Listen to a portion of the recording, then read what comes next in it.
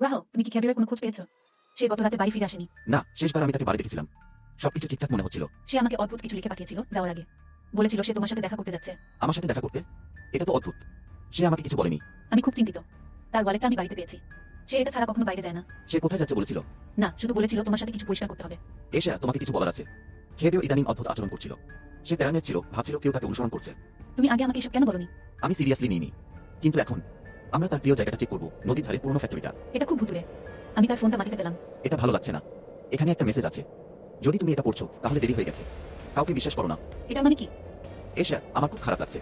চলো এখান থেকে বেরিয়ে যাই। রাহাও, আমি জাস্ট খেবিওর নম্বর থেকে একটা টেক্সট পেলাম। এটা একটা ভিডিও। প্লে করো। এটা খেবিওর। সে বাধা আছে কিন্তু অক্ষত। সে বলছে আমি বুঝে গেছি। এটা রাহাও না, এটা সাইমা। সবকিছুর পেছনে সে ছিল। সামা? তোমার বন্ধু সামা? হ্যাঁ, সে খেবিওর কিছু ব্যক্তিগত সমস্যায় সাহায্য করছিল। আমি বিশ্বাস করতে পারছি না। আমরা এখনই পুলিশের কাছে যাব। ঠিক আছে, চলো খাবারকে উদ্ধার করি।